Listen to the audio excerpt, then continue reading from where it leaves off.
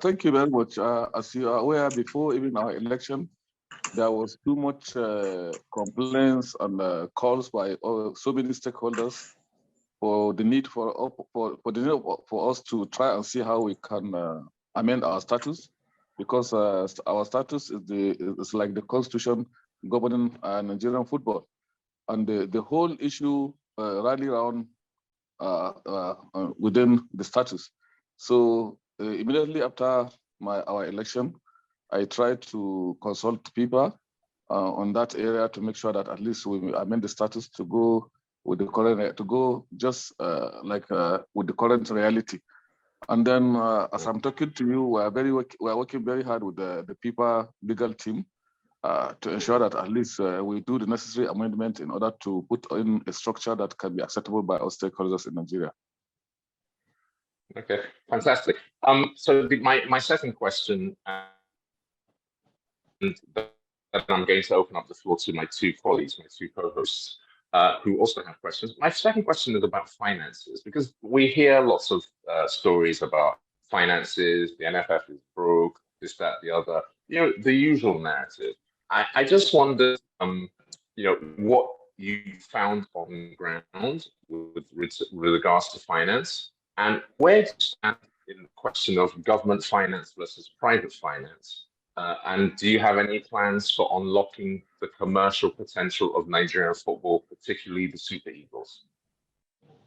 Well, number one, there is no any government, not even the NFF, there's no any organization that you will go and knock at their door and you found that they are not indebted in one way or the other. But in our own case, in the NFF, when I come on board, we met a lot of debts on ground, and then the whole thing is we are hopeful because before we come on board about 4 or 5 years ago, there was a contract between a company, an oil mogul company called ITEO, and the NFF in so many key areas of support to Nigerian Football Federation. And unfortunately, some years back, just about 2-3 years after the signing of the contracts, the company were not able to meet up with their obligation. They gave some reasons of the issue of COVID, and then secondly, there was also an issue of oil vandalism, pipeline vandalism within the oil region where most of their oil wells are, and then we tried to take it up there. So we tried to negotiate. So basically, compliance to the agreed contract between the NFF and that company create a lot of gap in the area of finances, because as far as the NFF is concerned, with that contract, with that agreement, a lot of things could have been resolved even without having any hitches, financial hitches. But when we have problem with that company not being able to meet their obligation, so a lot of issues start raising of when you come to the area of coaches, payment of coaches. The company reached an agreement with NFF that they are going to pay the coaches both in dollar and in naira. Well, unfortunately, they couldn't meet the obligation after 2-3 years. And then we go to the area of the support in the area of playing the Federation Cup and the NFF award, in which all these agreements amounting to hundreds of billions of naira and then some millions of dollars, they couldn't meet the obligation. But now when we come on board, we see there are a lot of problems. We have a lot of debts as a result of non-compliance to that contract agreement. And now we're talking with them, with our lawyers, and we're almost getting to a point that we're going to reach an agreement where we expect to get some money out of those outstanding payments that they are not able to meet up with. And then I'm sure by the grace of God, if we're able to settle with them and get some money from them, we're going to settle most of the debts that people are just talking about in NFF. So, and then on the other side, when you are talking of NFF, what basically will make you to attract investors or the corporate world in investing in football is when you are doing the right thing. All our national teams are performing well to the expectation of everybody. Now we are trying our best. Number one, we start with the league, and then we thank God this season there was a little improvement that was attested by almost every stakeholder in Nigeria. Know that at least we are moving forward from where we came from. And then on the area of the national team, we're doing our best to ensure that at least we change the structure, we change the narrative so that, our teams can have what they need in order to give us the performance we required. And that's the only way we can attract investors into Nigerian football. But we are doing our best to ensure that at least we do what we need to do. We try to make the environment to be very conducive. We try to carry all stakeholders along to make sure that at least they give their own contribution for us to succeed, because it is only true that we can attract investors. Before, you had a lot of court cases, you had a lot of problem here and there, when we are trying to avoid all that distraction in order to make sure that at least people will be comfortable to do business with the NFF in order to support us to do what we are supposed to do. Okay, thank you. I have another question, which is a bit of a follow-on. So, you personally, do you want the NFF or Nigerian football to be funded by the private sector or by government? My personal point of view is it should be funded by the private sector, but I'm interested to hear your point of view. No, I personally want it to be funded by the private sector, because government has a lot of responsibility to do. But what I mean by I want the private sector to sponsor the NFF programs more. I don't like going to the government every day and night, trying to be looking for money here and there, that this money are not even there. So that is why we have to work hard to ensure that at least we attract the private sector to bring the money that we required in order to execute our programs.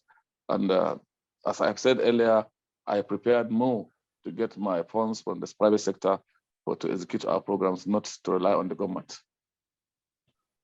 Okay, thank you. Yola, do you have a question? Yeah, thank you. Yeah, thank you very much, sir, for joining us on today's show. Thank you very much. My question is very simple. What are your immediate plans? You've touched on it a bit in the last response, but what are your immediate plans to restore confidence of Nigerian fans in the NFF and also in the Nigerian Super Eagles?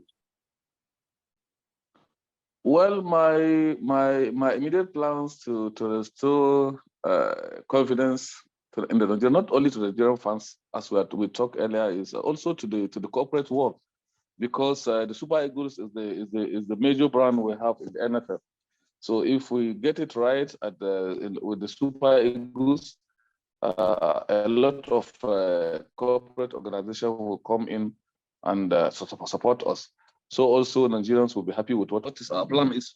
As I've said earlier, we try to make sure that at least we provide all that they require for them to prepare and give us their best in terms of performance. We sit down with the team. If you observe, I try to give my time to ensure that I interact with the players and know what is the problem and what they required. I also talk with the coaches, and then if the need be, there are so many things that we are going to throw to the public to ensure that we get the views of Nigerians on what they think we need to do to ensure that at least we get it right as far as the Super Eagles is concerned. Because as I've said earlier, Super Eagles is the major brand we have in NFF. And once we're able to get it right with Super Eagles, I think we are very good to go.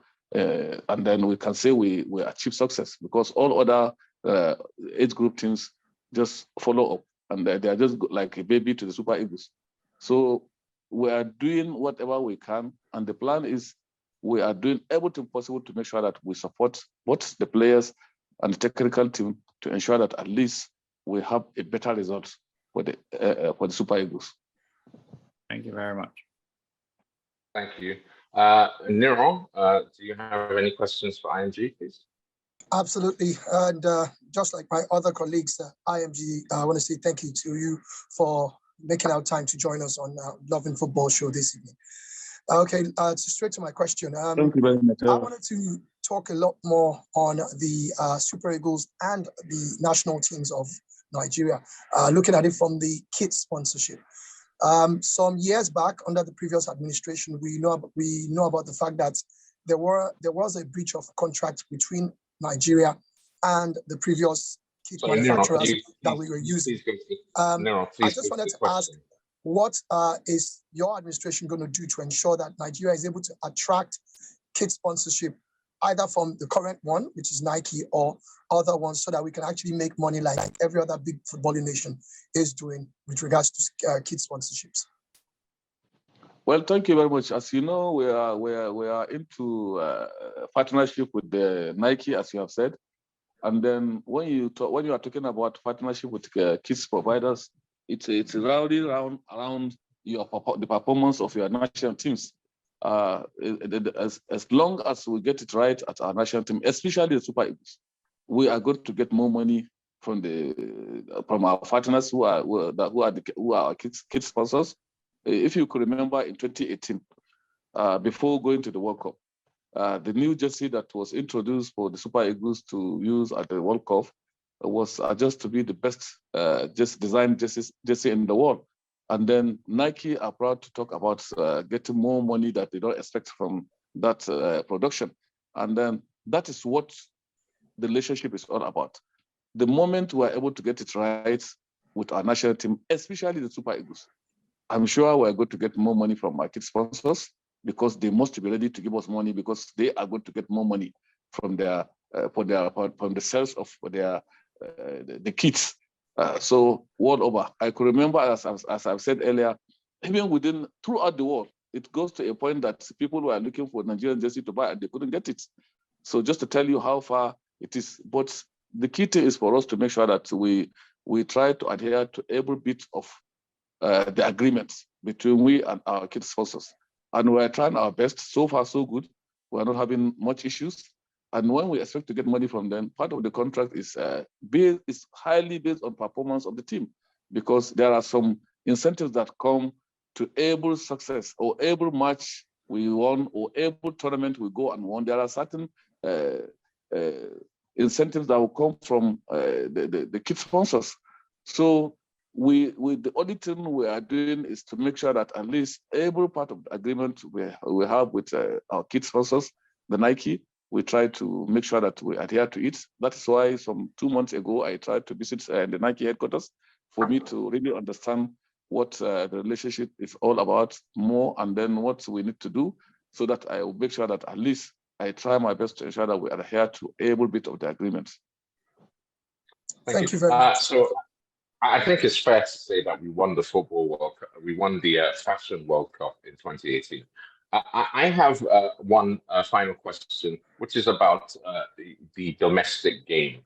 And after the break, we'll go into the break after your response. And then after that, we'll take questions from our colleagues, and most importantly, from the Nigerian football-loving public. My question simply is about the Nigerian Professional Football League, and what reforms you have in mind, particularly with regards to sporting integrity. Because sporting integrity seems to be where we really fall down on the Nigerian Professional Football League. Can you come again, please? Do you have a little bit? Yeah, sorry. What are your plans for developing the Nigerian domestic professional game? And one of the big issues we have in Nigerian domestic football seems to be sporting integrity. So in other words, if match happens in Kano, we know pretty much that Kano Pillars are going to win.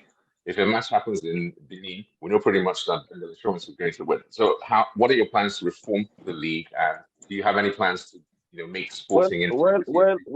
Well, I think maybe I think maybe you are not able to follow the league for this season that was just concluded about a week ago.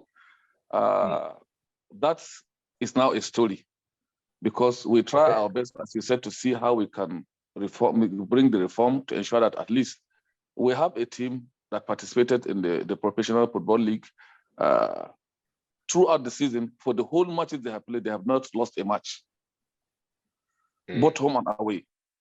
Hop Bender Insurance. So if we can get that, definitely we can say we have started working on the reform, and then we have started achieving something out of the reform. And we are just going to try as much as possible to see that we sustain that momentum, and we try to encourage the league managers more and give them all the necessary support they required for us to even move forward from where we are now. And don't forget, throughout this season, there was no TV coverage for the league matches except at the Super Six. Now we are trying to see how we can come off with the TV coverage. Maybe we are negotiating with them. It will be maybe for 2 matches a week for a start, or maybe 3 matches in a week. So it will also help in reducing some of those issues surrounding the league that we were talking about before. Before now, about 5 years ago, nobody can tell you when the league season will commence in Nigeria. Neither will he tell you when it will end.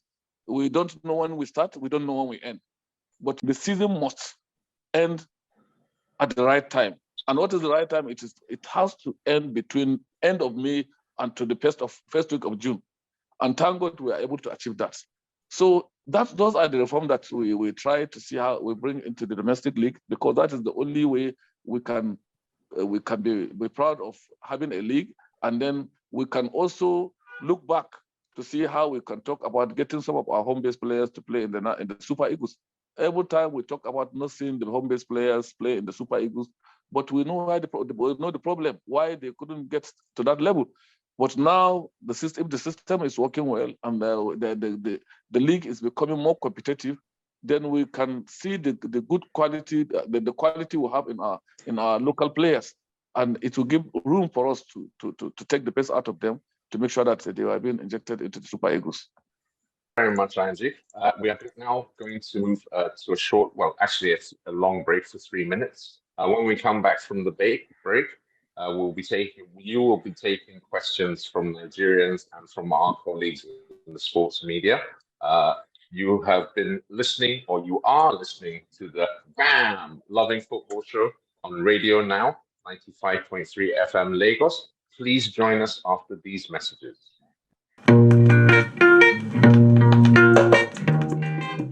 And welcome back to the Loving Football Show here on Radio Now,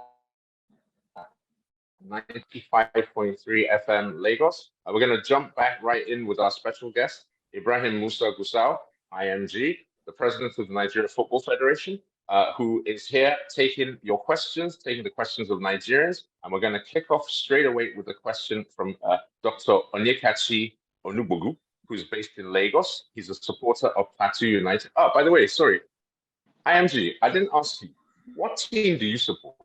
Everybody on this show must tell who they support. I support Super Eagles. We're all Super Eagles supporters, sir. That does not count. What football club? Listen. The pressure in Super Eagles is enough for me. I don't want to add that pressure to myself. Okay, well, you know what? We will give you a pass. Normally, we don't give a pass. We will give you a pass. Okay, I have a question from Dr. Onyekachi Onugbogu. He's based in Lagos. He's a supporter of Plateau United. What is the NFF doing to support private sector participants trying to grow and develop football, like organizer of the Higher Institution Football League? Can you come again? Because sorry. He said that what is the NFF doing to support private sector participants who are trying to grow and develop football, like a league? It's called the Higher Institution Football League. Higher Institution Football League? Yes. No, I don't think we don't have Higher Institution Football League. We can only have Higher Institution games. That's why we have. I think he is trying to develop a Higher Institution Football League. If I may come in, IMG, yeah. I think the Dr. Onyekachi is talking about, the HIFO League, which is already on, where universities play each other in the football competitions. He's saying, what is the NFF going to do to support those guys from the private sector who are also trying to contribute their own quota to the development of football in Nigeria? Well, what we are trying to do is to make the atmosphere to be very conducive. What do we mean by making it to be conducive is to make sure that whoever is coming in must be sure that at least he will get value of his investment or whatever is required. Like, for example, before now, people don't even bother going to the stadium to watch our matches. Why? Because they, as he said, as we said earlier, people know that no team can go and lose in his own home.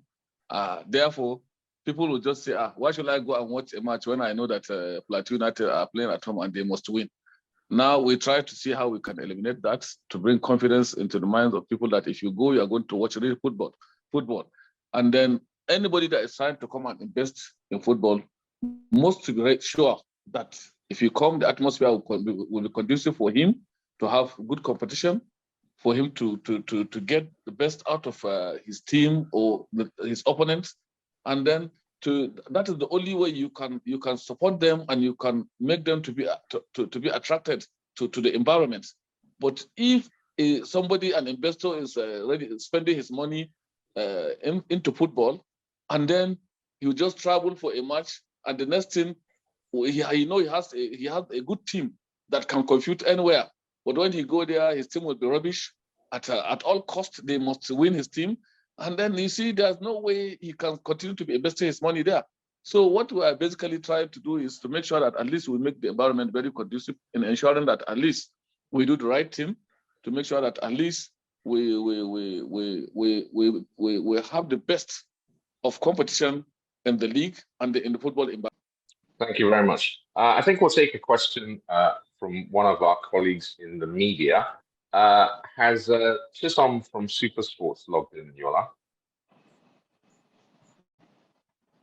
No? Okay, I think we'll go to Adeola. Adeola, yes, indeed. We'll go to Adeola. Adeola, if you could unmute him, please. Adeola? Yeah, hi. Good evening. Can you all hear me? Yes, please.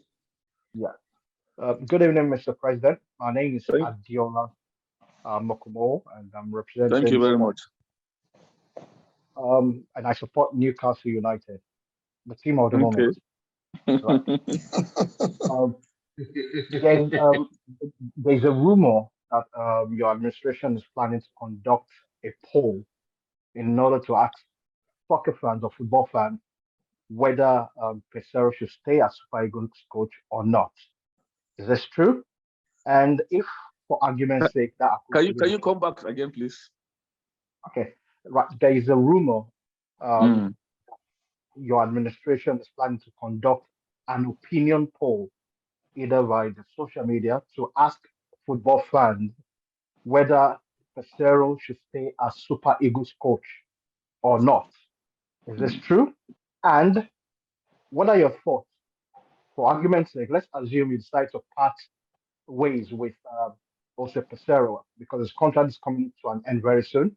What are your thoughts about backing an indigenous coach and appointing someone that is qualified and competent to compete against the best in the world, like Manuel Amunike, for example? Thank you. Well, actually, we have that plan to make sure that we'll push it to the fold for Nigerians to hear their views, because we try the foreign coaches, we try the local coaches, and it seems all we're having some kind of problem. But maybe we are not able to. We did not get it right on the area of getting the right person. But we are surely going to push it to the public to hear their own views as whether we continue with Pesero or Pesero should go. And then the next question about whether we're going to look to consider on the area of going with an indigenous coach, we are still also going to push that to Nigerians on the phone to tell us, do you want us to? Do you think going for a Nigerian coach will be best for Nigeria at the moment, or we still go for another foreign coach? We get their views, then we look at it, and then we do what we are supposed to do as a board. Then we come out with a decision. Okay, thank you. I have a question from Twitter from Cyber Eagles, who obviously supports the Super Eagles as well. And their question is that why is it organizing a press conference for the coaches never seems to happen with the Super Eagles coaches? Well, I think maybe the person asking this question is not it's not residing in Nigeria, because I know even during their camp in Lagos, a lot of journalists have opportunity to sit down with the coach and ask him a lot of questions, and he responded to them. And then if you go through the media officer of the team, you can get all the necessary interviews based or even with the players and the coach himself. You can have that opportunity to have an interview. But because basically, anytime the Super Eagles team is coming for a match, for an assignment, they come for a maximum of 1 week. So you will see, and then we are aware that in each of the matches they are going to participate or they are going to play, there's going to be press conference before the match, and there will be also another post-match conference. So through those conferences, I think there are enough for able journalists to be part of it and then ask whatever question you want to ask from the coach. But as I have said earlier, there are press conferences that used to take place before every match, and there are post-match conferences. So I think those ones are enough. We don't need to say a team that come to play, to stay for 1 week and play 2 matches. You try to be organizing some other press conferences while there is going to be official press conferences that will take place, that everybody is aware of, every journalist is aware of. There is going to be a press conference a day before the match, and there is going to be post-match press conference. So basically, I think that is why you are not seeing those the organized press conferences by the coach going on as maybe they expected. But I think we are now going for a tournament whereby the team have opportunity to come for at least 2-3 weeks or 1 month. Definitely, the coach we must organize a press conference for the coach to ensure that he tell the world or he tell Nigerians what are his plans and what he needs to do and where we are going for the tournament. But for a single match or double-legged match we are playing, we have post-match press conference, and we have press conferences before the match. Ask Solace from Pulse Sports if he has a question for you. Solace, can you unmute yourself, please? Sorry, Yola, can you unmute Solace? Yeah, hi, Solace. Yeah, my name is Solace. Please ask your question. Introduce yourself. Yeah, I work with Pulse Sports. I'm an Arsenal supporter. Good evening. Here's my question. Nigeria has a rich history of producing exceptional football talents. Every 2 years, these young players, they need to reach the World Cup, either at under 17 or under 20 level, in order to make their way professionally. But those who don't make it, they are mostly forgotten. In what specific ways is your administration going to address this perpetual waste that happens every 2 years? Well, what we're doing is a rally around the league, domestic league. If our league is doing well and more money are coming into the league, it will attract a lot of these young players to stay and play in Nigeria, because sometimes some of them that even travel outside the country to say they are going there to look for a greener picture, they are just being deceived by so many agents. At the end of the day, they end up, after 1 year, you will not hear their name. Even when they travel out, because they did not take the right decision. Before you know it, they are being forgotten. But now that we are trying to restructure the league, and then if we, in the next 1-2 years, and we try to get to the level that we expect to get to, and then more money comes into the league, you see that a lot of players, young players, we didn't talk of going outside to go and play professional football, because I used to ask some of them. You see a player traveling to some of these remote countries, playing football, calling himself to be a professional player, earning maybe $1,000. I feel if I should leave Nigeria to travel out of Nigeria to another country to be receiving $1,000 a month playing football, it's better for me to stay in Nigeria to receive 300,000 naira. So, but most of these clubs, especially the lower leagues, they don't have the money to take care of these players. So that's why we feel if we try to make things to work right and more money come into the league, into our domestic football, a lot of these young players will not be wasted. You will see them being attracted into the league, and then you will see the best more out of them. So basically, it all rally rounds around our domestic league. What do we do about it?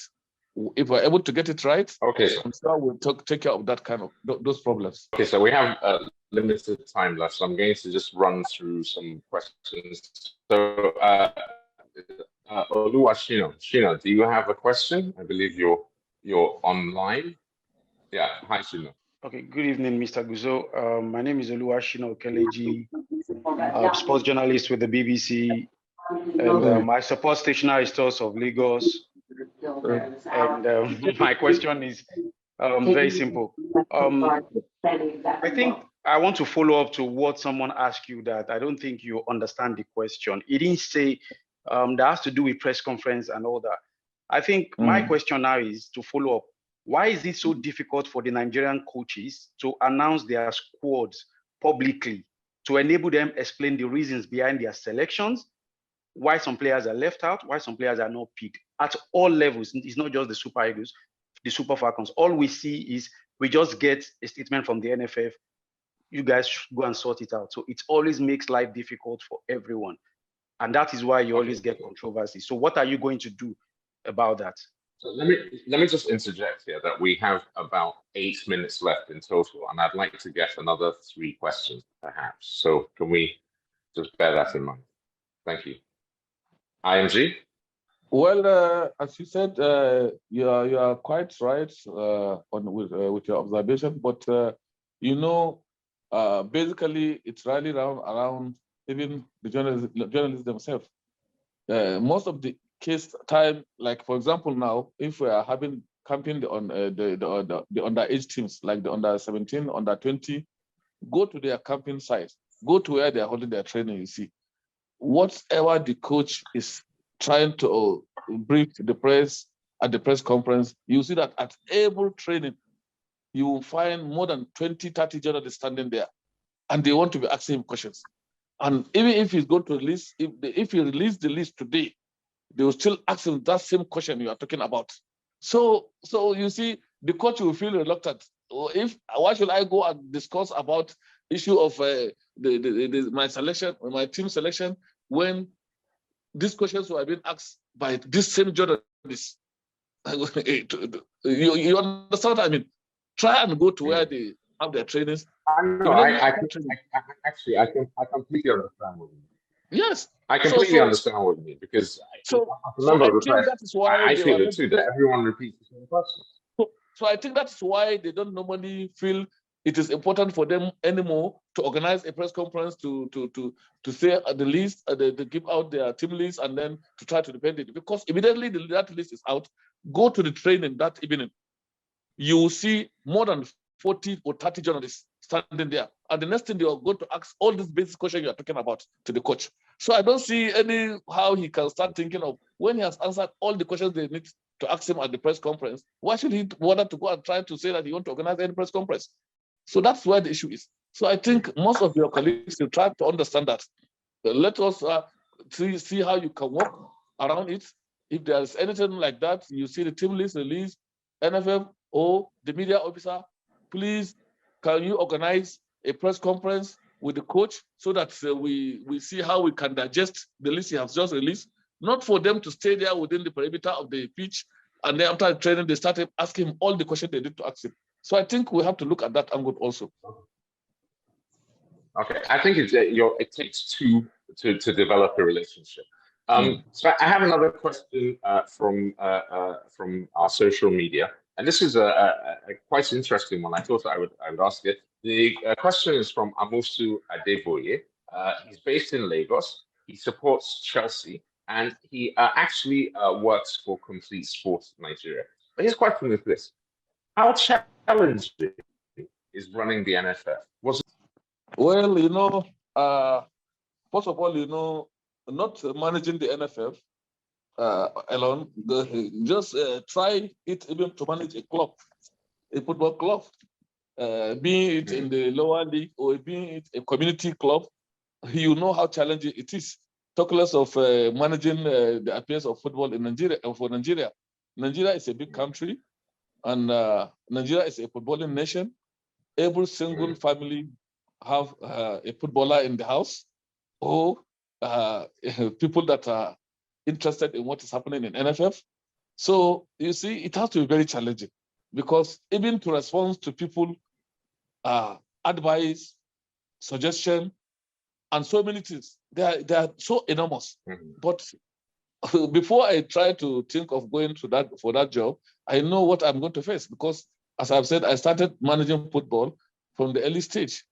And then the management of football is started from managing the clubs to the level that I even get to the administration of a state football. Then before we go to the national level, and even at the national level, I was in the board for almost 8 years before God says, this is your time to manage Nigerian football. So I know it's going to be very challenging, but we're doing our best to ensure that at least we meet the expectation of Nigerians. But it's really, really not easy. It's really not easy. And it's even beyond what every human being would think about. Okay, it is the hot. Yeah, it is a hot seat. I will give you this. One more question that has come from someone based in America, Dr. Idrisu, who is like you, he's a Super Eagles supporter, and his question, and this has been a controversial topic: what is your position on tapping the best available, eligible diaspora talent?